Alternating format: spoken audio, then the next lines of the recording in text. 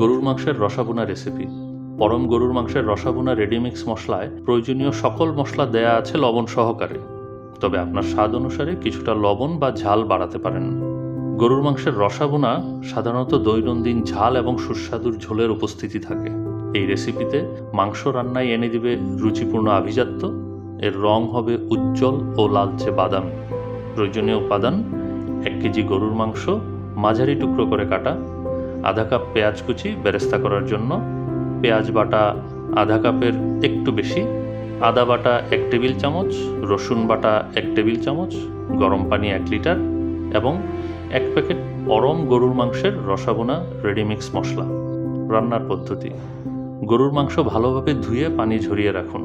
পরম গরুর মাংসের রসাভুনা রেডিমিক্স মশলা থেকে 3 চামচ মশলার সাথে 1 চা চামচ লবণ, 1 টেবিল চামচ সরিষার তেল দিয়ে মাংসগুলো ভালোভাবে মেখে 1 ঘন্টা ম্যারিনেট হওয়ার জন্য ঢেকে রাখুন। এবার রান্নার জন্য একটি পাতিলে আধা কাপ সরিষার তেল গরম করুন। তাতে আধা কাপ পেঁয়াজ কুচি দিয়ে নিম্ন মাঝারি আঁচে বেরেস্তা করে তুলে রাখুন। এবার ওই তেলে পেঁয়াজ বাটা 1 মিনিট কষিয়ে নিন এবং তাতে আদা বাটা এবং রসুন বাটা দিয়ে আবারও কষিয়ে নিন। তারপর পরম গরুর মাংস রসাভুনা রেডিমিক্স মশলার বাকি অংশটুকু মিশিয়ে দিন এবং একটু ভেজে নিন। এ পর্যায়ে সামান্য পানি 100 মিলির মতো দিয়ে ভালোভাবে কষিয়ে নিন যতক্ষণ না পর্যন্ত তেল মশলা থেকে আলাদা না হচ্ছে। এবার কষানো মশলার উপর ম্যারিনেট করা মাংস দিয়ে খুন্তির সাহায্যে সব কিছু ভালোভাবে মাখিয়ে নিন। 30 মিনিট পর্যন্ত কষাতে থাকুন। কিছুক্ষণ পরপর মাংস নেড়ে দিতে হবে যাতে নিচে লেগে না যায়। প্রয়োজনে সামান্য গরম পানি দিয়ে দিতে পারেন এবং কষাতে থাকুন। 30 মিনিট পর এবার মাংসে 2 থেকে 3 কাপ গরম পানি দিন।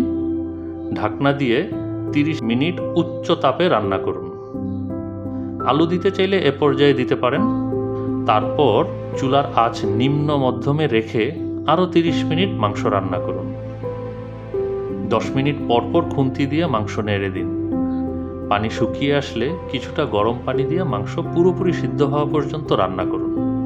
মাংস সিদ্ধ হয়ে আসলে বেরেস্তা এবং কাঁচামরিচ চেরা দিয়ে মাংসের সাথে মিশিয়ে ঢেকে দিন এবং চুলা বন্ধ করুন। 20 মিনিট পর ঢাকনা খুলুন। তৈরি হয়ে গেল অনন্য স্বাদের গরুর মাংসের রসাভুনা।